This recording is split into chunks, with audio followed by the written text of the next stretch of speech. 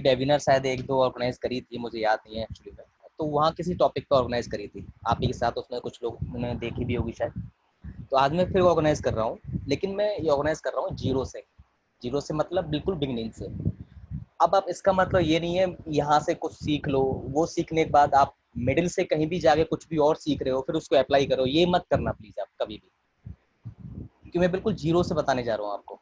Okay, मैंने आपको यहाँ जीरो से बताऊँ, आप कहीं कोई और वेबिनार आप ज्वाइन करो, उसमें आप कोई ट्रिक्स या कोई स्ट्रेटजी ऐसी सीखो, फिर आप इसको अप्लाई, उसको मिला के दोनों को अप्लाई करने लगो। अब ये मत करना, इसको सेपरेट रखना। सीखना है तो उसको जीरो से बिल्कुल सेपरेट सीखना, उसको रखना है अपने अलग रखो बिल्कुल। ठीक है, किसी भी सीखो, वो डजेंट मैटर।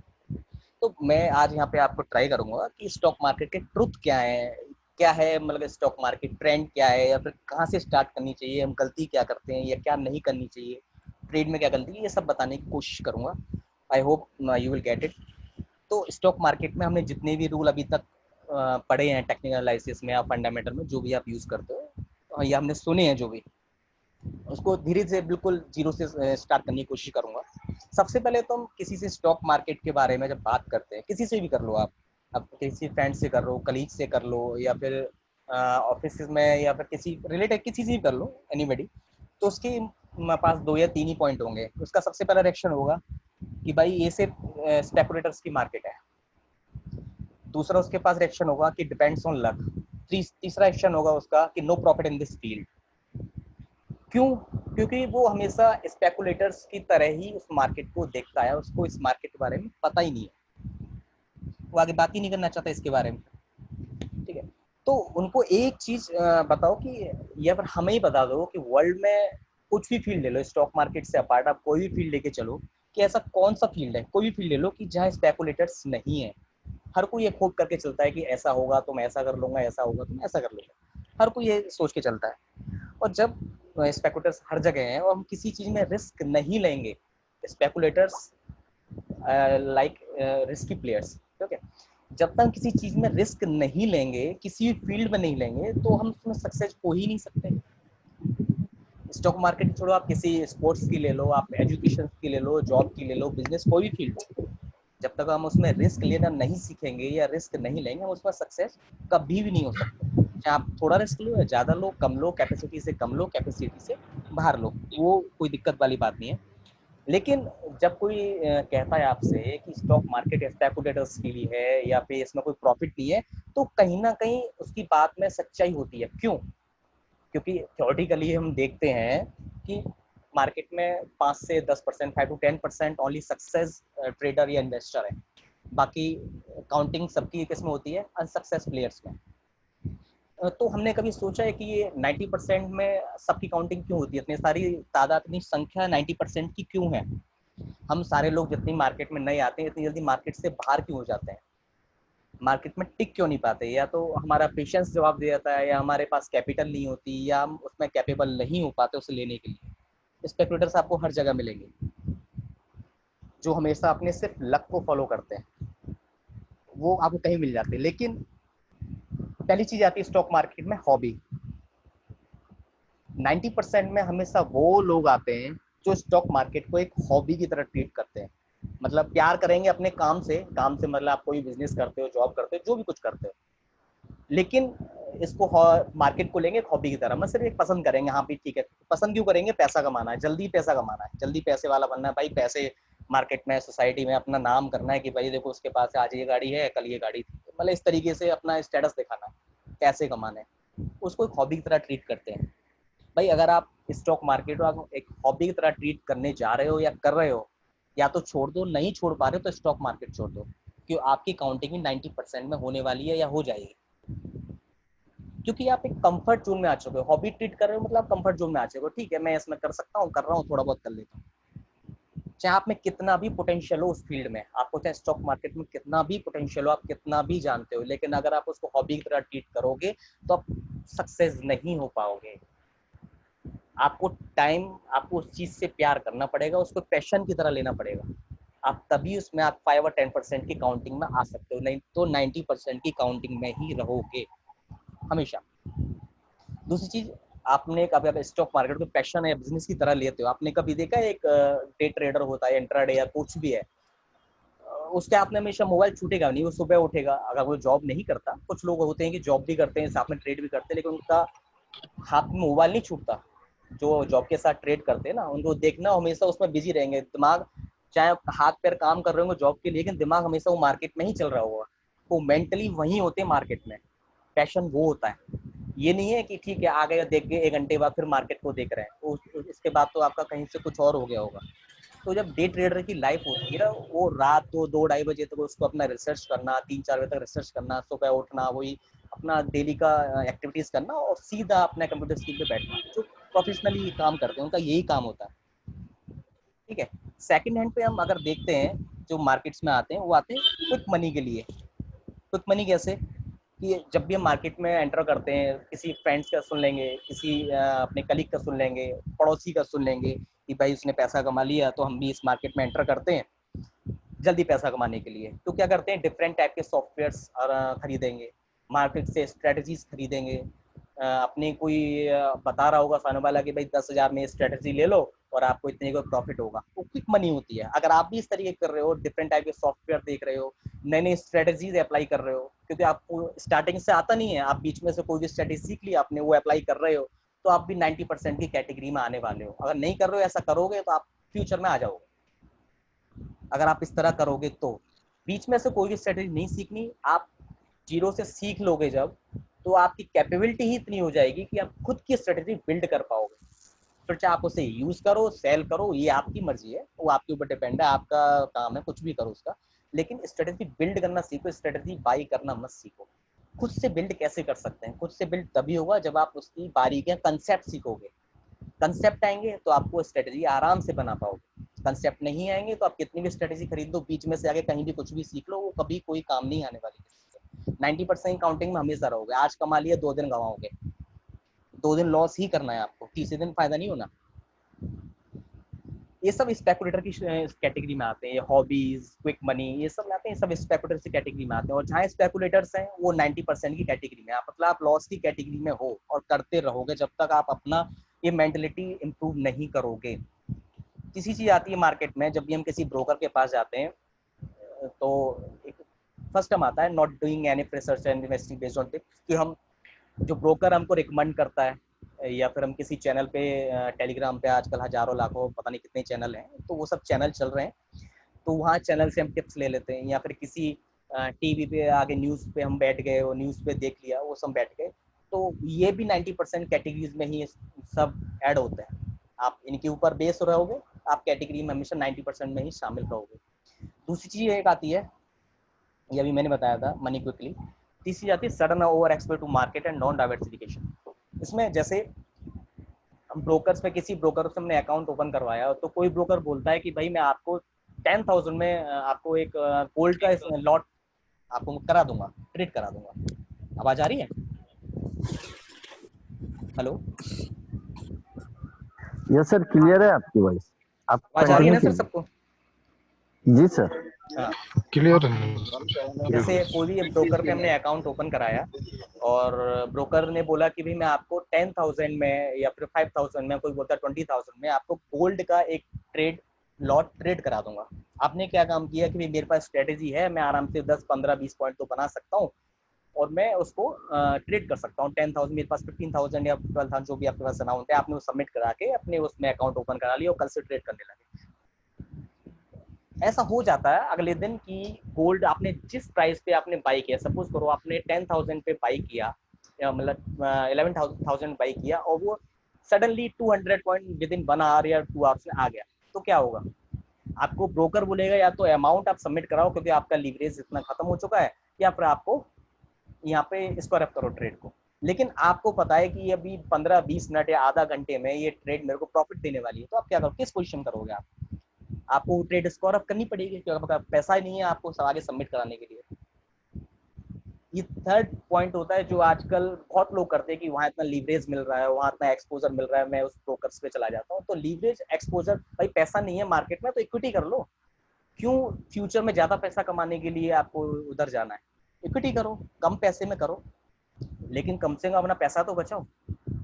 ब्रोकर जितने भी आपको ये लीवरेज देंगे वो सब उनकी कमाई का जरिया होता है, वो आपके फायदे के लिए नहीं है। वो उनके फायदे के लिए है। आप हमेशा लॉस ही करोगे। आप किसी लीवरेज वाले ब्रोकर्स पे जाओगे तो हमेशा वो लॉस ही होगा मोस्ट ऑफ टाइम, लीवरेज वाली ट्रेड यूज करोगे तो। चौथा point, blindly following the crowd. जैसे मैं आपको बताऊं कि आपने, आपके किसी दोस्त ने कोई स्टॉक में इन्वेस्ट किया, किसी भी स्टॉक में, और वो स्टॉक सडनली 10% या 20% वो इंक्रीज हो गया।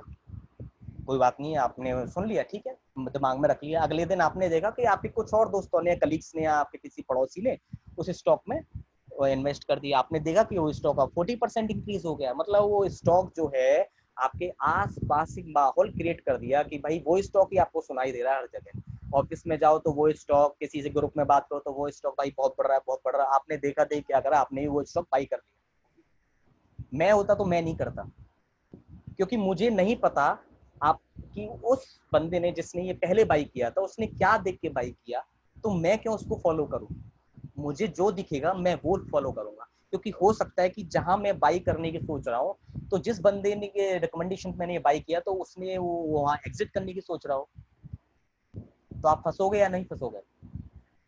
तो इसीलिए ये क्राउड को फॉलो करना छोड़िए। जो अच्छा इनिशियल स्टेज में कोई आपको बता रहा है आप बिल्कुल फॉलो कीजिए, लेकिन बीच में से कहीं आप बता रहे हैं, आप एक दो दिन रुक गए, तो वो आपको ट्रेड करना नहीं बनता, चाहे वो इन्वेस्टमेंट हो या ट्रेड हो। आप अपनी तरफ से खुद देखिए, अपने प्रोस्पेक्टिव से देखिए कि भाई मैं यहाँ होता तो मैं क्या करता। ठीक है, ब्लाइंडली फॉलो मत कीजिए किसी को भी। ब्लाइंडली फॉलो करोगे तो आप 90% कैटेगरी में जाओगे ही जाओगे। आपने कोई, किसी ने कोई स्टॉक रिकमेंड किया, आपने आज सुन लिया, इन्वेस्ट कर रहे हो आप उससे 6 दिन बाद, तो कोई फायदा नहीं है इस चीज का। तो आप 90% कैटेगरी में उसमें भी जाओगे, आपको लॉस ही मिलेगा उसमें भी। ठीक है, सुनो तुम भी। नेक्स्ट चीज आती है स्टॉक मार्केट में ट्रेडर्स। हेलो, आवाज आ रही है ना भाई, मेरे सर को ज्यादा पूछना कंटिन्यू पड़ रहा है। कंटिन्यू सर, आवाज सर आ रही है, ठीक कंटिन्यू है, करिए सर, कंटिन्यू सर आवाज आ रही प्लीज। है। हाँ, नेक्स्ट चीज होती है स्टॉक मार्केट में कि ट्रेडर्स, और दूसरी चीज होती है इन्वेस्टर। ठीक है, ट्रेडर्स में दो तीन टाइप के ट्रेडर होते हैं, intraday, short term, long term. Intraday ये सुबह लिए शाम को बेच दिया, शॉर्ट टर्म कोई एक दिन के लिए शॉर्ट टर्म मान सकता है, कोई एक वीक के लिए शॉर्ट टर्म मान सकता है, लॉन्ग टर्म मान के चलो तो पूरी एक्सपायरी के लिए। ठीक है, इन्वेस्टर्स शॉर्ट टर्म में आप मान सकते हो कि भाई किसी एक रिजल्ट सेशन के लिए मान सकते हो, हाफ ईयर मान सकते हो, या फिर किसी एक पूरे साल का रिजल्ट मान सकते हो, या हो सकता है लॉन्ग टर्म में मानो तो आप 2 साल, 4 साल, 6 साल, 10 साल, आपकी बहुत सारे ईयर्स तक जा सकता है। अच्छा, इंट्राडे की बात, दोनों टर्म की हम बात करें तो दोनों का ऑब्जेक्ट एक है। ऑब्जेक्ट एक है कि भाई हमको खरीदना और बेचना है, सब काम यही करने जैसे मार्केट में होता है, लेकिन दोनों की मैथोलॉजी बिल्कुल अलग है। ट्रेडर्स की बहुत अलग है, इन्वेस्टर्स की बहुत अलग है। इन्वेस्टर्स के रूल्स वही हैं जो बुक्स में या कॉपी बुक होते हैं, जो बुक्स में लिखे हुए हैं या जो हमको पढ़ाए जाते हैं, कि जैसे trend is trend, risk reward ratio, या फिर आपको यहाँ लेना है, यहाँ बेचना है, सपोर्ट रेजिस्टेंस, ये सब मतलब जो कॉपी बुक स्टाइल है वो सब इन्वेस्टर्स के लिए है, जो पहले जमाने से चली आ रही है। लेकिन आजकल सब लोग होशियार हो चुके हैं। ठीक है, सब लोग एक दूसरे के माइंड से खेलना जानते हैं। सब, आप जो ट्रेड ले रहे हो उस सामने वाले को, जो बड़ी बिग फिश जो बैठी है मार्केट में, उनको पता है आप क्या देख के ट्रेड ले रहे हो, कि यहाँ ऐसा क्या बंदा है कि इतने सारे बंदों ने यहाँ ट्रेड लिया, तो वो नहीं चाहेंगे कि आप प्रॉफिट लेके जाओ। तो उनसे हटके सोचने के लिए हमको उनके माइंड से ट्रेड, उनके पर्सपेक्टिव सोचना पड़ता है। क्योंकि जब भी हम मार्केट में इंट्राडे में जब भी हम कोई ट्रेड लेते हैं, हमने कोई स्टॉक बाई किया, तो ऑब्वियसली बात है सामने वाले ने सेल किया होगा तभी हमने बाई किया है, या हमने सेल किया है तो सामने वाले ने बाई किया हो तभी हमें सेल का ट्रेड मिला है, ये ऑब्वियसली है। तो हमें ये सोचना है, अब सामने वाला बंदा अनाड़ी भी हो सकता है भाई, खिलाड़ी भी हो सकता है। अनाड़ी होगा तो आपको प्रॉफिट हो जाएगी, खिलाड़ी होगा तो आपकी प्रॉफिट चली जाएगी। दो ही चीजें होनी है। तो हमें ये सोचना है कि सामने वाले बंदे को अनाड़ी सोचना ही नहीं है, सामने वाले बंदे को खिलाड़ी सोच के उसके प्रोस्पेक्टिव सोचना है कि भाई मैंने ये ट्रेड ली है तो सामने वाले बंदा क्या कर रहा होगा, मुझे इसमें से प्रॉफिट कैसे निकालना। वो रूल मत सोचना, ट्रेंड ट्रेंड ये सब इंट्राडे के लिए रूल बने नहीं है। आपको जो पढ़ा था वो अच्छी बात है, मैं अपने पर्सपेक्टिव से बता रहा हूँ। इंट्राडे के लिए ये रूल नहीं बने, रिस्क रिवॉर्ड और ट्रेंड इज ट्रेंड। अगर आपको कोई भी ट्रेड मिलती है कि ट्रेंड वाली या फिर रिस्क रिवॉर्ड वाली, तो गुड टू स्लीप, इससे अच्छा कोई हो ही नहीं सकता। मार्केट मिल रही है पकड़ लो, लेकिन नहीं मिलती तो भाई अपनी स्ट्रेटेजी पे वो काम करो। इंट्राडे के लिए सबसे बढ़िया है। मैं आपको जैसे बताऊं, कोई भी स्टॉक आपने 500 रुपीज पे बाई किया, आपकी स्ट्रेटेजी कह रही है कि भाई यहाँ से बाई करो, इसका टारगेट स्ट्रेटेजिकली 504 या 505 है, लेकिन इसका स्टॉप लॉस बेटर आएगी कि 492 या 493। अब आप देखोगे रिस्क रिवॉर्ड के अकॉर्डिंग कि भाई इसका रिस्क तो 8 रुपये है और रिवॉर्ड इसका 5 रुपये है, तो मैं तो ले लूंगा, मेरा रिस्क रिवॉर्ड रेशियो तो बेटर है, 1:1 तो बेटर है। तो आप वेट करोगे कि भाई कब ये 494 पे आए या 495 पे आए, तब मैं इसको बाई करूंगा। तो इसमें दो कंडीशन होगी, या तो 494 पे आएगा, मोस्टली 99% यही होता है, या तो 494 पे आएगा, आप ट्रेड मारोगे, वो 492 आपका स्टॉप लॉस काटेगा, नीचे चला जाएगा, पहली कंडीशन। या दूसरी कंडीशन ये होगी, आपने जब वो सोच रहे हो 500 पे कि मुझे यहाँ बाई करना चाहिए, आपने बाई नहीं किया, रिस्क रिवॉर्ड रेशियो वजह से सडनली वो अगले 10-10 मिनट में या 15 मिनट में आपका टारगेट हिट कर चुका होगा, जो 504 या 505 का जो टारगेट आप सोच रहे थे, आपकी स्ट्रेटेजी, जो भी आप स्ट्रेटेजी यूज कर रहे हो, वो टारगेट हिट कर चुका होगा। तो इस तरीके से इंट्राडे के रूल्स या इंट्राडे की मेथोलॉजी बहुत अलग है इन्वेस्टर्स के। तो इंट्राडे को अलग तरीके से सोचना पड़ता है, इन्वेस्टर्स को अलग तरीके से सोचना पड़ता है, दोनों बहुत अलग चीजें हैं। इंट्राडे में स्किल्स और एक्सपीरियंस बहुत मायने रखता है, एक्सपीरियंस से ज्यादा स्किल्स मायने रखती हैं। इन्वेस्टर्स में सिर्फ एक्सपीरियंस, तो स्किल तो खैर इतना नहीं, लेकिन एक्सपीरियंस सबसे ज्यादा चाहिए, आपको समझने की शक्ति, एबिलिटी ज्यादा चाहिए। ठीक है, ये दो टाइप के, इनके धीरे धीरे जब हम आगे बढ़ेंगे, नई नई चीजें सीखेंगे या बिल्कुल चैटिंग में जाएंगे, तो आपको इंट्राडे और इन्वेस्टर, ये जो मैंने बात बोली है, वो चीजें समझ में आएंगी कि मैंने क्यों बोला था। ठीक है, अब नेक्स्ट चलते हैं, क्योंकि बहुत चीजें हैं, ये छोड़ो एफिशिएंसी। अच्छा, ये माइंड एबिलिटी जो मैंने ये आपको बताई कि दूसरे के माइंड में क्या चल रहा होता है, वो हिसाब से ये माइंड एबिलिटी वो है और कुछ नहीं है।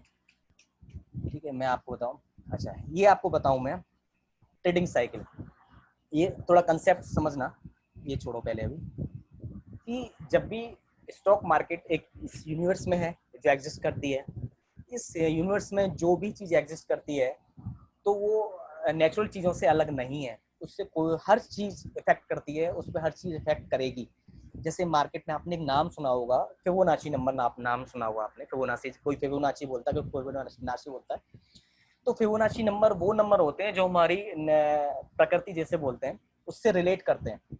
जैसे मैं आपको बताऊं कि आप कभी भी काउंट करना कि आपकी एल्बो से लेके और आपकी जो कलाई होती है, वहां तक की जो डिस्टेंस होती है, वो डिस्टेंस आपको नी से लेके आपके टो तक होती है। ये फैक्ट है। हमारे शरीर में, हमारे बॉडी में जितनी पार्ट्स हैं, वो सारे फिबोनाची नंबर्स में होते हैं।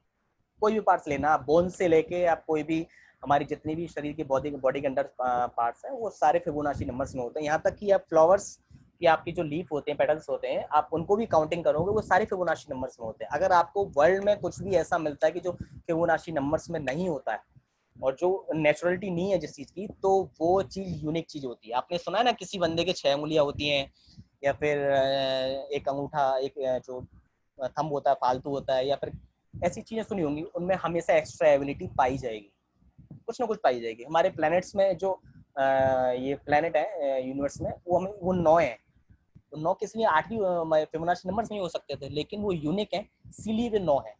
फिबोनाची नंबर्स में हो सकते थे, लेकिन नहीं, वो 9 इसीलिए हैं। तो उसी तरीका से हमारी जो साइकिल होती है, हमारी लाइफ साइकिल जो होती है, वो भी रिलेट करती है स्टॉक मार्केट से। जैसे हम लाइफ साइकिल में इसमें जाएं, मैं आपको बताऊं कि यहाँ जैसे स्टार्टिंग हुई, ये माउस नहीं चल रहा, हाँ, जैसे स्टार्टिंग हुई बेबी, फिर चाइल्ड, एडल्ट, फिर एक इसमें जाए, फिर दोबारा से उसी पोजीशन में आ गए। ये हमारी लाइफ साइकिल चलती रहती है हमेशा, सबकी चलती। उसी तरीका से अगर हम स्टॉक्स को देखें, यहाँ से एक्यूमुलेशन हुआ, चढ़ता गया, ऊपर चढ़ता गया, और वहां से डिस्ट्रीब्यूशन स्टार्ट हुआ, जहां से हम एडल्ट की पोजीशन होती है जैसे बोल सकते हैं, वहां से फिर नीचे डाउन डाउन होते हुए एंड में आके जहां से शुरू हुआ वहीं खत्म होना है। ये भी इस तरीका की एक लाइफ साइकिल है। तो ये स्टॉक मार्केट हमारी लाइफ की किसी भी चीज से पीछे नहीं है। अगर हम अपनी लाइफ की हम कोई डिसिप्लिन है, कोई स्ट्रेटेजी है, किसी भी चीज को करने का कोई हमारे पास तरीका है, उसको हम इस मार्केट में अप्लाई करेंगे, तो मैं डेफिनेटली कह सकता हूँ उससे यूनिक तरीका आपके लिए नहीं हो सकता। जैसे कुंग-फू में एक बात बोलते हैं ना, कि आपके पास कोई स्पेशल किक होगी जो किसी को नहीं पता होगी, जिसका आपने बहुत बार अभ्यास किया होगा। उसी तरीका से मार्केट है, आपके पास कोई ना कोई स्किल्स जो आपको नहीं पता कि मेरे अंदर है, ठीक है, वो देखो आपको पता चलेगी, आप डेली यूज में यूज भी करते होंगे, आपको नहीं पता। तो उन स्किल्स को आप इस मार्केट में अप्लाई करने की कोशिश करोगे ना, चाहे वो डिसिप्लिन हो, चाहे वो टेक्निकली हो, चाहे वो स्ट्रेटेजिकली हो, आप इस मार्केट में अप्लाई करने की कोशिश करोगे मार्केट के तरीके से, तो definitely you will get the better result. वही मैं गारंटी के साथ कह सकता हूँ।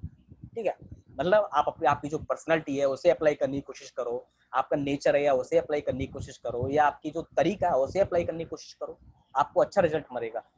बजाय सीखो कंसेप्ट, कोई भी सिखाए, मैं सिखाऊं, राहुल सर सिखाएं, या किसी भी जगह जाओ, कोई और गुरु हो, कुछ भी हो, डजंट मैटर, आप किसी से कोई भी कंसेप्ट सीखो, लेकिन उसे अप्लाई करना अपने अकॉर्डिंगली, अपनी पर्सनैलिटी के अकॉर्डिंग, ठीक है, अपने दिमाग की, अपनी स्ट्रेटजी के अकॉर्डिंग आप बेहतर रिजल्ट तभी ले पाओगे।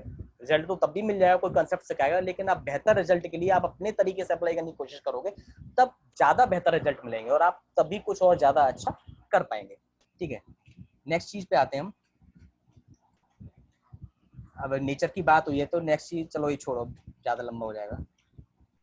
साइकोलॉजी पे आते हैं, ट्रेडिंग साइकोलॉजी। ट्रेडिंग साइकोलॉजी कुछ नहीं होती, मैं आपको जैसे एक बहुत छोटे रूप में बताता हूँ। कोई हम स्टॉक्स लेते हैं, कोई भी इन्वेस्टर या कोई भी ट्रेडर स्टॉक्स लेता है, ट्रेड करता है, तो सबसे पहले मार्केट में जब वो यहाँ से स्टॉक लेना ट्रेड करेगा, तो दिमाग में उसकी यही होता है कि भाई यहाँ से स्टॉक बढ़ेगा, फिर थोड़ा सा बढ़ता है तो एक्साइटमेंट होती है, फिर थोड़ा सा और बढ़ता है तो और ज्यादा थ्रिल से आ जाते हैं, एक्साइटमेंट और हो जाती है। जैसे ही वो टॉप पे पहुंचता है, फिर तो वो समझता है कि भाई मैं ही भगवान हूँ, आई एम ब्रह्मास्मि, वो यही समझने लगता है वहां पे जाके। फिर जैसे ही धीरे नीचे गिरेगा तो उसमें डर बढ़ता जाएगा, बढ़ता, पैनिक जब इस पोजीशन पे आता है ना, ये बहुत तरीके के टर्म होते हैं, इस पोजीशन पे आता है, तब यहाँ पे आके एक्चुअली में उसको पैनिक होता है कि काश मैं यहाँ या यहाँ पे बुक कर लेता तो शायद मेरी प्रॉफिट बुक हो चुकी होती, लेकिन वो लालच की वजह से या किसी वजह से बुक नहीं करता, तो फिर यहाँ पे आके उसकी दोबारा वो ही पोजीशन स्टार्ट होती है। ट्रेडिंग साइकोलॉजी सिंपल, लेकिन ट्रेडिंग साइकोलॉजी को अपने को हमको ड्राइव करने के लिए, तो सिग्नल को बाई सेल करने के लिए हमको एक टर्म की जरूरत होती है जिसको बोलते हैं हम टेक्निकल एनालिसिस। अगर हम टेक्निकल एनालिसिस जानते हैं तो हम एक साइकोलॉजी को थोड़ा सा उसको हम इजी कर सकते हैं। ये आपको ये सोच के चलो कि मार्केट कैन बिल्ड और एनीथिंग, मार्केट किसी भी टाइम पे, किसी वक्त, किसी जगह कुछ भी कर सकती है भाई। आपकी एनालिसिस ऊपर बहुत कुछ कर सकती है, आपको उस चीज के लिए तैयार रहना है। आपको टेक्निकल एनालिसिस ये बताती है कि अगर मार्केट आप उसके साथ एक्स ये करती है तो आपके पास बाई ऑप्शन ये है, अगर मार्केट बाई ये करती है तो आपके पास एक्स ऑप्शन ये है, मतलब आपके पास ऑप्शन रहना, उसका उसका विकल्प रहना बहुत जरूरी है। आपको टेक्निकल एनालिसिस यही बताती है, और उसी के अकॉर्डिंग हम साइकोलॉजी और एनालिसिस को मिला के ही ट्रेड करते हैं, जिसमें साइकोलॉजी हमेशा मैटर करती है 60 to 70% आपकी माइंड एबिलिटी के ऊपर, बाकी आप मैटर करती है आपकी स्किल्स, आपके ट्रेडिंग टेक्निकल एनालिसिस। ठीक है, अब बात करते हैं ट्रेडिंग मेथड पर। ओके, पहला ट्रेडिंग मेथड जो आता है वो आता है हमारा ट्रेड विद टर्मिनल। जैसे मैं आपको बताऊं, बहुत सारे मेथड होते हैं। एक तो होता है जो टर्मिनल हम देखते हैं ना कि हर ब्रोकर का एक टर्मिनल होता है, तो उस टर्मिनल से ट्रेड करना। दूसरा होता है चार्ट से ट्रेड करना। तीसरा होता है एस्ट्रोलॉजी से ट्रेड करना। चौथा होता है कि भाई बस सुन लिया, कहीं से कुछ भी पूछ ले, वो ट्रेड करना, वो तो खैर अलग ही है। ये ट्रेड विद टर्मिनल जो आपको बताऊं, ये थोड़ा मतलब जब सब कुछ सीख जाओगे और थोड़ा अप्लाई करना स्टार्ट कर दोगे तो आपको ये मैं बता दूंगा, इसकी अभी इतनी ज़रूरत नहीं है। इसको बताऊंगा भी तो आपको कुछ भी समझ में नहीं आएगा कि बिना चार्ट देखे सिर्फ आपको एक टर्मिनल दिखा दिया जाए तो उसको ट्रेड कैसे करना है या ट्रेड कैसे करना चाहिए, तो ये थोड़ा बहुत आगे की चीज़ हो जाती है। इसको सिर्फ मैंने एक तरीका बताया कि इस तरीके की ट्रेड भी होती है। इसको बाद में दूसरा आता है चार्टिंग विद इंडिकेटर। चार्टिंग हम आज समझेंगे, स्टार्ट करेंगे चार्टिंग से। चार्टिंग में बहुत तरीके की चार्टिंग होती है, एक होता है बार चार्ट, एक होता है लाइन चार्ट, जैसे मैं आपको बताऊं आगे।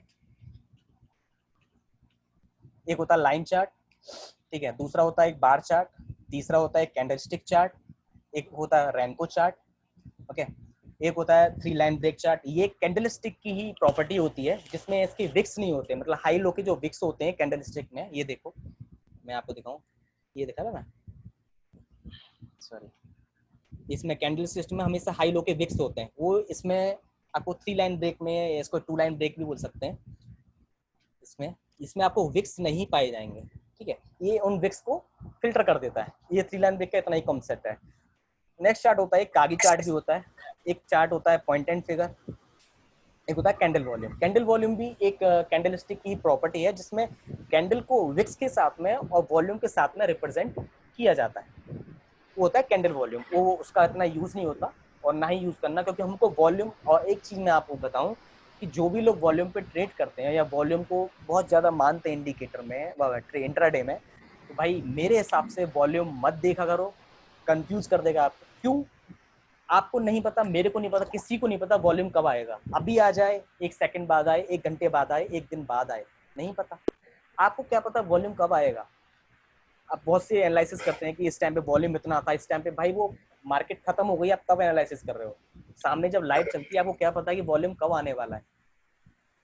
ठीक है, मैं कभी वॉल्यूम पे ट्रेड नहीं करता हूँ ना, मैं वॉल्यूम पे, हाँ वॉल्यूम के तरीके अलग हैं ट्रेड करने के, वो मैं एनालिसिस में धीरे धीरे जब बढ़ेंगे सब बताऊंगा, वो ट्रेड करने तरीके अलग है। लेकिन सिर्फ वॉल्यूम देके ट्रेड करना कि यहाँ बाई का वॉल्यूम इतना आया तो इतना ऊपर से चला गया, ये मत किया करो, ये आपको हमेशा फंसवा देगा, क्यों आपको नहीं पता वॉल्यूम कब आएगा कब जाएगा। ये भाई भाई को पता होती है, टीआई को पता होती है, हमको नहीं पता होती, एक सिंपल ट्रेडर को नहीं पता होती, और ना पता कर सकता है वो किसी चीज के बारे में। ठीक है, सबसे पहले आते हैं लाइन चार्ट पे। मैं जरा पानी पी लेता हूँ, मेरा गला सूख गया।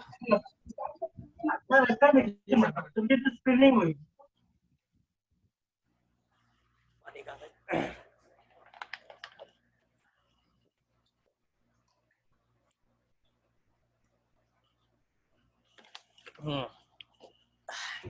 तो जैसे मैं कह रहा था, line chart, line chart start कर रहे हैं बिल्कुल जीरो से, तो सबसे पहले चीज आती है लाइन चार्ट। क्योंकि जब मार्केट में ये डिजिटल मार्केट वगैरह ये सब चार्ट नहीं होते थे, तो जितने पुराने लोग थे तो वो एक मार्केट की, जैसे वो डेली मार्केट में जाते थे, स्ट्रीट में दलाल स्ट्रीट जो भी होती थी वहाँ, जो भी उनको स्टॉक का प्राइस मिलता था, तो उसकी क्लोजिंग प्राइस के बेसिस पे वो ऐसे डॉट ड्रॉ करते थे, इस तरीके से डॉट ड्रॉ करते थे, और उसको पॉइंट्स को वो आपस में मिला देते थे, तब जाके वो लाइन चार्ट बनता था इस तरीके से।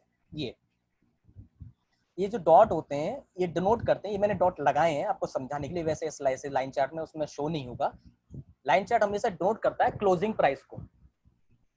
ओके, जब भी हम पुराने जमाने के आप किसी ट्रेडर से मिलना, वो सिर्फ लाइन चार्ट को फॉलो करते थे, इसलिए वो ट्रेड नहीं करते थे, वो सिर्फ इन्वेस्ट करते थे, वो भी क्लोजिंग प्राइस की बेसिस पे।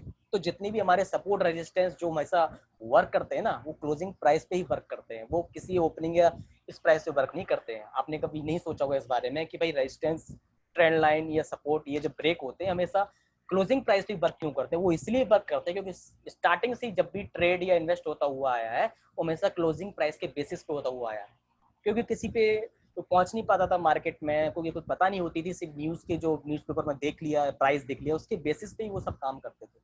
तो उसी के बेसिस पे ये लाइन चार्ट उस टाइम पे बना था, उसी बेसिस पे सबसे पहला चार्ट इसी को माना जाता है कि भाई लाइन चार्ट में सबसे पहले ट्रेडिंग होती थी। अच्छा, इसमें हम क्लोजिंग प्राइस ही हमेशा मैटर करता है, बाकी शो आप क्लिक करोगे तो उसमें शो होगा हाई ओपन लो, लेकिन जो ड्रॉ होता है वो सिर्फ क्लोजिंग प्राइस के बेसिस पे ही ये चार्ट ड्रॉ होता है।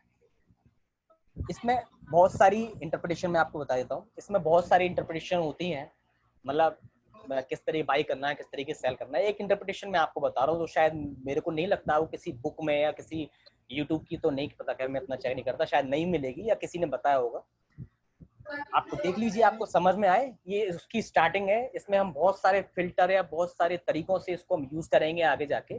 आप पहले एक छोटी सी चीज से समझना सीखिए, क्योंकि अगर आप इसको समझोगे आगे, तो धीरे धीरे इस पर पकड़ बनाने के बाद में आप खुद ही इसको इतना फिल्टराइज कर लोगे कि आप इसी पे ट्रेड करना पसंद करोगे। बहुत से लोग करते भी हैं।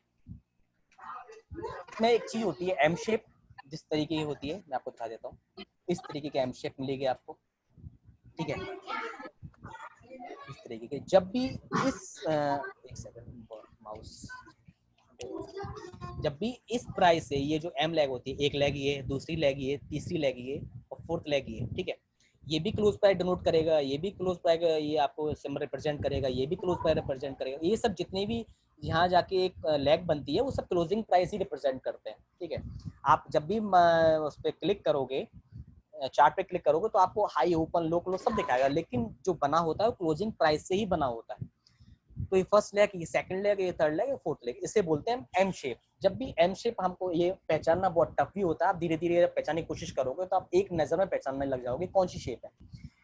पहले ये एम शेप, ये एम शेप हमेशा यूज होती है सेल के लिए, मतलब जब भी इस लेग से नीचे जाएगा स्टॉक, तो हमेशा हमको सेल ही करना है, एंट्री लेनी है सेल के लिए। ठीक है, दूसरा इसमें शेप होती है एन शेप। एन शेप कैसे? इस तरीके से, फर्स्ट लेग, सेकंड लेग और थर्ड लेग।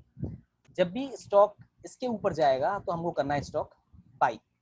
अब इसको बाई कैसे करना है, सेल कैसे करना है, वो आपको बता देता हूँ। कि जैसे ये लेग है, इस पॉइंट से और इस पॉइंट का हम क्लोजिंग प्राइस नोट कर लेंगे। जैसे इस पॉइंट का है क्लोजिंग प्राइस मान के चलो 200, और इस पॉइंट का क्लोजिंग प्राइस है 190, जो भी किसी टाइम फ्रेम पे आप कर रहे हो। फर्स्टली आप ऐसे अगर आप डेली टाइम फ्रेम पे मतलब लॉन्ग टाइम फ्रेम पे करना स्टार्ट करोगे तो अच्छी तरह से इसको कैच कर पाओगे। जब धीरे धीरे आपको कैचिंग पावर अच्छी हो जाए तो आप इंट्राडे में 5 मिनट्स 1 मिनट 3 मिनट, क्योंकि आप जितने कम टाइम फ्रेम में यूज करोगे उतने ज्यादा आपको शेप्स देखने को मिलेंगी, उतनी जल्दी जल्दी देखने को मिलेंगे। ठीक है, तो उसके लिए आपको कैचिंग पावर अच्छी होनी चाहिए। तो सबसे पहले आप लॉन्ग टाइम फ्रेम में यूज करना, उसके बाद शॉर्ट टाइम फ्रेम में आना। यूज करना है, ट्रेड नहीं करना। देखो मैं तरीका बता देता हूँ। ये फर्स्ट लेग है, ये सेकंड लेग है, थर्ड लेग है। जब भी कोई स्टॉक इस प्राइस से, इस शेप से, इससे नीचे जाएगा तो आपको कैलकुलेट करना है इस लेग का क्लोजिंग प्राइस और इस लेग का क्लोजिंग प्राइस। जैसे मान के चलो इसका 200 और इसका 190 है, दोनों का डिफरेंस कितना हो गया 10 पॉइंट का। ठीक है, तो आपका फर्स्ट आपको इन जो 10 पॉइंट से आपको 3 पार्ट्स में डिवाइड कर लेने हैं। किस तरीके से? 10, 5 एंड 2 और 3, 2 या 3, ऐसे मान 2 कर लो या 3 कर लो। आपको तो आपके पास 3 टारगेट होंगे, 3 रुपए, 5 रुपए और 10 रुपए। तो आपको पहला टारगेट 3 रुपए का, आपका दूसरा टारगेट 5 रुपए का, तीसरा टारगेट आपका 9 या 10, आप जो भी मानना चाहो वो। स्टॉप लॉस आपका क्या होगा? स्टॉप लॉस आपका वही होगा जो आपने इसका कैलकुलेट किया है क्लोजिंग प्राइस, उससे थोड़ा बहुत 10-20 पैसे ऊपर नीचे। ठीक है, उसी तरीके से एंड शेप का ये बाई में। मैं आपको इसका एग्जांपल दिखा देता हूँ, कहीं मेरे पास खुल रहा होगा तो। देखो रिलायंस इंडस्ट्री जो भी है, ये मैं डेली चार्ट पे आपको दिखा रहा हूँ। सबसे पहले मैंने एक हॉरिजॉन्टल लाइन ले ली।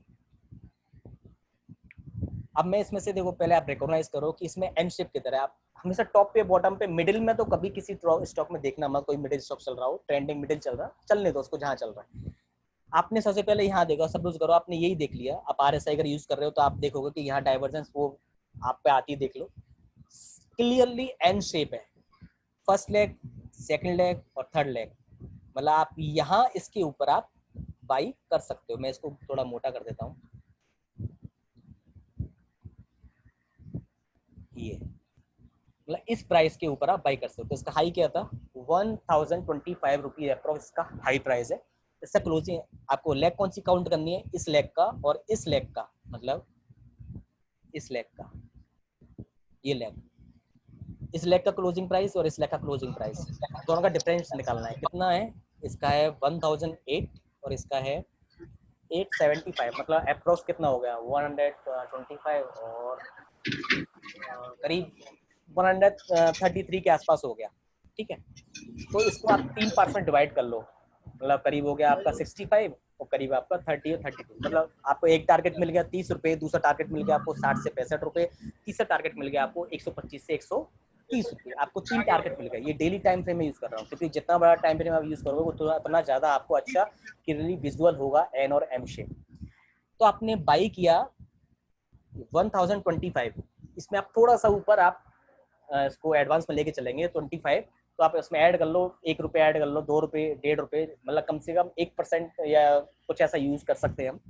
आप 126 पे इसका लगा दो, 1026 पे लगा दो, 1027, जो आपकी इच्छा हो आप लगा सकते हो। लगाने के बाद आपने उस प्लेस ऑर्डर प्राइस पे बाई किया 1027 पे, मान के चलते हैं। ठीक है, आपका फर्स्ट टारगेट था 30 पॉइंट का, दूसरा टारगेट था 60 से 65 पॉइंट, आप जहां बुक करना चाहो 60, 62, 64, 65 जो भी आप।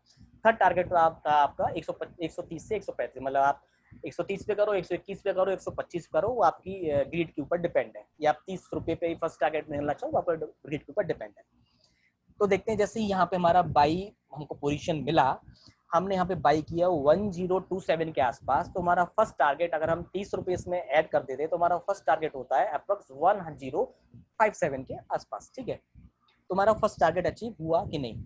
जैसे यहाँ पे बाय हुआ उसके बाद यहाँ पे आके एक लेग बनी है, जो कंप्लीट लेग बनी है, और जिसका हाई था 1140।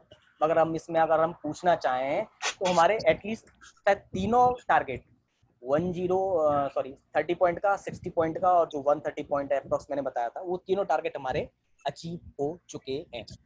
ठीक है, अब इसमें दूसरी चीज आपको दिखाता हूँ। जैसे ही स्टॉक यहाँ से चलना स्टार्ट हुआ उसके बाद एक थोड़ी छोटी सी शेप एम की बनी है। देखो ये मैं आपको थोड़ा बड़ा कर देता हूँ, ये बनी है first leg, second leg, third leg और ये फोर्थ लेग, मतलब इस पॉइंट पे आके बनी है। मैं इसको मार्क कर देता हूँ, ये बनी। ठीक है, तो आप मान के चल सकते हो कि भाई इसके नीचे जाएगा तो मेरा कम से कम 1 या 2 टारगेट तो मेरा सेल का ही देके जाएगा।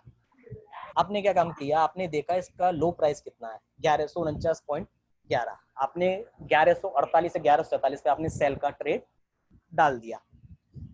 तो आपने आपने जो टारगेट निकालना है वो कैसे निकालना है, इस लेग का क्लोजिंग प्राइस कितना है 1194 और इस लेग का क्लोजिंग प्राइस कितना है 1180, मतलब डिफरेंस कितना हुआ 14 पॉइंट का। तो आप इसके 3 पार्ट्स में डिवाइड करो, मतलब 7 और 3, 3, 7 और 14। आप इसको चाहे 3 पॉइंट के लिए लो, आप चाहे इसको 7 पॉइंट के लिए लो, या फिर आप इसको 14 पॉइंट के लिए लो, ये आपके ऊपर डिपेंड है, आपकी ग्रीड के ऊपर डिपेंड है। तो आप देखोगे आपका टारगेट शायद नेक्स्ट डे मार्केट खुली होगी या जब भी खुली होगी, आपका टारगेट जैसे ही आपका ऑर्डर प्लेस हुआ होगा, एग्जीक्यूट हुआ होगा, एग्जीक्यूट होने के बाद आपके जस्ट कुछ ही टाइम में आपका टारगेट आ गया होगा, क्योंकि उसने लो मारा उसके बाद में 113 पे।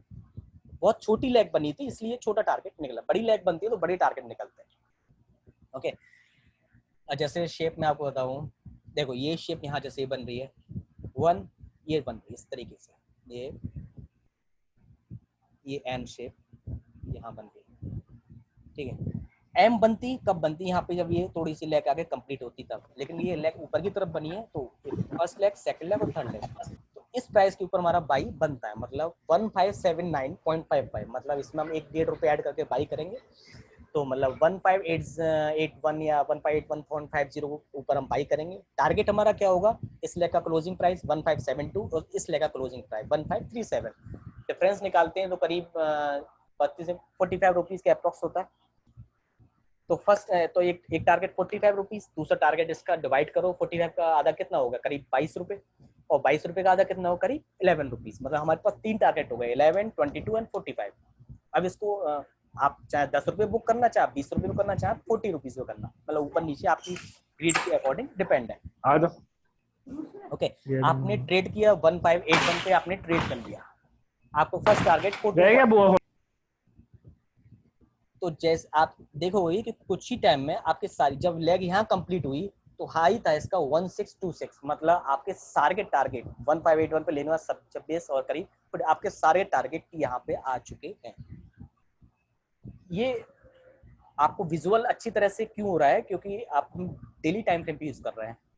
अब धीरे धीरे आप छोटे टाइम फ्रेम पे आओगे, दिखाओ जैसे मैं आपको दिखा देता हूँ, ये 5 मिनट में आएंगे, आपको इतनी सारी लैग देखने को मिलेंगी, आप ये छोटा करो, देखो इतनी सारी लैग देखने को मिलेंगी, आप डिफाइन नहीं कर पाओगे भाई ये एम बन रही है कि एन बन रही है। इसलिए मैं छोटे टाइम फ्रेम की अपनी मना कर रहा हूँ। आप धीरे धीरे जब आप कैपेबल हो जाओगे, 1, 2, 3, 4 दिन 5 दिन प्रैक्टिस करोगे, विजुलाइज करने की कोशिश करोगे, तो आपको साफ क्लियरली दिखेगा कि भाई ये एम शेप है या एन शेप है। अच्छा, ये तो रही आपको पहचानने की। अब इसमें बहुत सारे कंक्लूजन आते हैं, मैंने आपको इसकी एंट्री बता दी, एग्जिट बता दी, और एसएल, हाँ एसएल मैं आपको बता देता हूँ। एसएल आप जब भी रखोगे तो आप रखना चाहो तो जो फर्स्ट लेग का क्लोजिंग प्राइस होता है, जैसे मैं मान के चलो मैंने ये लिया था, इस लेग के ऊपर लिया था, तो इस यहाँ पे जो पॉइंट होगा फर्स्ट लेग का जो क्लोजिंग प्राइस होगा, आप उसका 5-10 पैसे या 30-40 पैसे नीचे आप उसका एसएल लगा सकते हैं, ठीक है। इसकी मैंने आपको एंट्री, एग्जिट, एसएल तीनों बताए। इसको आप फिल्टर कैसे कर सकते हैं? अच्छा, फिल्टर करने इसमें बहुत सारे तरीके होते हैं, आपको इसमें नहीं मिलेंगे शायद investing.com में। इसका एक अल्फा ओमेगा नाम से एक इंडिकेटर होता है, लाइन होती है, सिंपल लाइन होती है जिगजैग टाइप की, उससे हम फिल्टर कर सकते हैं। अगर नहीं है तो हम इसमें हम जिगजैग भी लगा लेते हैं, जैसे ये देखो मैं जिगजैग लगा देता हूँ, ये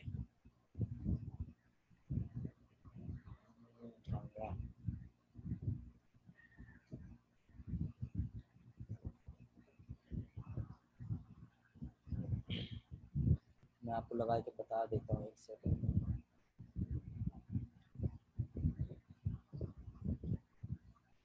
ये देखो इस तरीके से जिगजैग भी लगा सकते हैं, लेकिन इन्वेस्टिंग में जिगजैग लगाने का इसलिए मतलब फायदा नहीं है, क्योंकि जब भी मैं इस जिगजैग की वैल्यू चेंज करने आता हूँ, क्योंकि ये 5 वैल्यू तो बहुत है, इसकी वैल्यू हमेशा ली जाती है बहुत छोटी, मतलब मैं लूँ हमेशा इसको 0.1 लूंगा, 0.3 लूंगा या 0.6 इस टाइप से लूंगा, तो इसमें चेंज नहीं होती है, और चेंज होती भी है तो ये ग्राफ जो जिगजैग का आ रहा है, ये जो ग्राफ आ रहा है जिगजैग का, ये चेंज नहीं होता है। इस जिगजैग का बेनिफिट हमको ये होता है कि जो हमारी शेप्स होती हैं, एम शेप और एन शेप, ये उन्हीं शेप को शो करता है। जैसे देखो ये शेप शो कर रहा है, ये बीच के जितने भी फालतू की शेप्स होंगी वो उसको हमेशा फिल्टराइज कर देता है। इस जिगजैग का फायदा ये होता है, लेकिन इसमें वो क्लियरली विजुअल नहीं है तो वो आपको सही नहीं दिखेगा। आपको किसी और सॉफ्टवेयर जो भी यूज करते हो, अगर उसमें पॉइंट्स की वैल्यू लग जाती है 0.1, 0.3, 0.6 या 0.01, तो आप उसमें सर्च करके देख लेना, आपको जिगजैग से अच्छा विजुलाइजेशन होगा कि शेप्स कहाँ बन रही हैं किसी भी टाइम फ्रेम पर। पहला फिल्टर का तरीका ये होता है, ठीक है। दूसरा फिल्टर के तरीके बहुत होते हैं, हम इसमें कोई मूविंग एवरेज लगाएं, कोई एक्सपोनेंशियल लगाएं, कोई एसएमएल लगाएं, या फिर आप कोई हम डायरेक्शन बेसिस जो डाइवर्शंस दिखाते हैं हमको वो इंडिकेटर लाएं, जैसे आरएसआई है, मनी फ्लो है, वॉल्यूम भी हमको वो दिखाता है डाइवर्जेंस किधर है, ठीक है। टिक इंडेक्स लगाएं, बहुत सारे इंडिकेटर्स होते हैं, आप कुछ भी यूज कर सकते हैं आपने अकॉर्डिंग। लेकिन मैं आपसे यही कहूंगा, पहले आप सिर्फ और सिर्फ एम और एन शेप को पहचानना, रिकॉग्नाइज करना सीखिए। आप रिकॉग्नाइज करना सीख जाओगे तो जैसे जैसे मैं धीरे आपको चीजें बताता चलूंगा, आप खुद से ही अपने आप फिल्टराइज करना सीख जाओगे कि मेरे को इसमें क्या जरूरत है कि मैं इस चीज को फिल्टराइज कर सकूं अपनी पर्सनैलिटी के अकॉर्डिंग, मेरे को बताने की जरूरत ही नहीं पड़ेगी। अब आप ये मत करना अपने आपने एम शेप एन शेप देख ली तो आप कल से ही ट्रेड करने लगोगे और जाके इसमें 2-3 चीजें फिल्टर की डाल दी, 2-3 इंडिकेटर लगा दिए, पता नहीं कौन कौन सी मूविंग एवरेज लगा दिए, कौन कौन से आप इंडिकेटर लगा के इसको ट्रेड करना स्टार्ट कर दो। ये मत करना, आप अभी नहीं कर पाओगे। आप पहले तो इसकी एम शेप मार्केट जब ऑफ हो जाए उसके बाद में एन शेप और एन शेप पहचानना सीखिए, बड़े टाइम फ्रेम पर, डेली वीकली मंथली पर। फिर उसमें ये जिगजैग वगैरह लगा के पहचानना सीखिए। जब आप पहचानना सीख जाओगे तो पेपर ट्रेड करना, पेपर ट्रेड करने के बाद उसके बाद आप मार्केट में इसको यूज कर सकते हो, आपको रिजल्ट अच्छा मिलता है। तो मैंने जब ये सीखी थी, मेरे को कोई सिखाई थी, उनका नाम अशोक जैन था, ठीक है। मेरे को सिखाई थी, मेरे को उन्होंने ये सही 2.5 महीने सिखाई थी, 2.5 मंथ्स। मैंने सिर्फ उन्होंने मेरे को 2 महीने पहचानना सिखाया था, इसको एम शेप और एन शेप पहचानो, चाहे आप पे कितना भी आ गया हो, डेली सिर्फ पहचानो और पहचान के मेरे को बताओ इसमें कौन सी शेप है। तब जाके मेरे को थोड़ा इसका पता चला कि हाँ भाई ये है। उसके बाद इसमें हमने फिल्टराइज करने स्टार्ट किया जब हम सीख गए तो, ठीक है। तो आप इसको पहचानना, उसके बाद इसको मार्केट में यूज करना, ठीक है। ये line chart, simple line chart में इसकी इतनी थ्योरी बताई है, इसकी बहुत बड़ी थ्योरी है, बहुत सारी यूजेस हैं। अभी आप पहले ये सब एक चीज को सीखोगे, उसके बाद अब जब भी दोबारा आऊंगा मैं तो इसके आगे ही बताऊंगा कि लाइन चार्ट में क्या क्या कर सकते हैं हम, कौन कौन सी चीजें यूज कर सकते हैं, किस तरीके से इसको फिल्टराइज हम कर सकते हैं। इसको ट्रेड करने का मैंने अभी आपको फिलहाल यही तरीका बताया है, आप इसको करोगे। अभी मैं आपको 10 तरीके और बता दूं तो आप कंफ्यूज होगा कि कौन सा यूज कर रहे हैं और क्या बताया था, वो सब भूल जाओगे। वो सब मेरे का बताने का कोई फायदा नहीं होगा और आपको सीखने का कोई फायदा नहीं होगा, आपका टाइम देगा, मेरा भी टाइम देगा। तो बेटर ये है, आप जो भी मैंने आपको थ्योरेटिकल बताया है या जो भी प्रैक्टिकल बताया, आप उसको अपने अंदर थोड़ा ढालने की कोशिश करेंगे तो आपके लिए अच्छा होगा, नहीं करेंगे तो मेरे लिए अच्छा होगा। मेरे लिए अच्छा इसलिए हुआ क्योंकि आप फिर कहीं और जाके सीखोगे तो वहां मैं आपसे पैसे चार्ज करूंगा, सीधी सी बात है। ठीक है ना। तो नेक्स्ट सेशन में मैं आपको जब भी बताऊंगा कैंडलस्टिक से स्टार्ट होगा नेक्स्ट सेशन, क्योंकि लाइन चार्ट मैंने आपको इतना बता दिया है। हो सकता है नेक्स्ट चार्ट और बार चार्ट आपके लिए स्टार्ट करूँ, आप मेरे को बता देना बार चार्ट सीखना है, क्योंकि लाइन चार्ट के बाद में आता है वो बार चार्ट आता है, तो बार चार्ट के बाद में कैंडलस्टिक चार्ट आता है। लाइन चार्ट में इतना टाइम नहीं लगेगा ना, इतना बार चार्ट में टाइम लगेगा कैंडलस्टिक चार्ट में। हो सकता है उसमें पता नहीं 10 से 15 सेशन लगे और ज्यादा भी लग सकते हैं, ठीक है। लाइन चार्ट मैंने आपको आज बता दिया है, इस पर जितना वर्क कर सकते हो आप, 1 दिन 2 दिन 4 दिन, कोई भी प्रॉब्लम हो आप मेरे को मैसेज कर लो, मैं फ्री हूँ, कोई दिक्कत नहीं है, बता दूंगा, आप मेरे को पूछ सकते हो। अगले नेक्स्ट मेरे को बता देना आपको बार चार्ट सीखना है, कैंडलस्टिक चार्ट सीखना है, मैं भी समझ जाऊंगा आप एक्चुअली में सीखना क्या चाहते हो, ठीक है। मुझे भी थोड़ा पता चलेगा कि आप एक्चुअली में सीखना क्या चाहते हो, मुझे क्या सीखा, फिर मैं उसी हिसाब से ट्रीट करूंगा ना आपको। फिर मैं क्यों अपना दिमाग मारूंगा कि जीरो से सिखाऊं या किससे सिखाऊं, ठीक है। वो आप मेरे को बता देना जैसी भी आपकी इच्छा हो। ये मैंने आपको लाइन चार्ट बता दिया है और शायद 1 घंटे से ऊपर होने ही वाला है, तो आज के लिए इतना ही बहुत है। मैं ज़्यादा बताऊंगा तो आप भी कंफ्यूज होगे, मैं भी कंफ्यूज होऊंगा। बाकी नेक्स्ट सेशन में मिलते हैं, ओके, गुड बाय, गुड, जय Shri Krishna. Thank you sir. Thank you sir.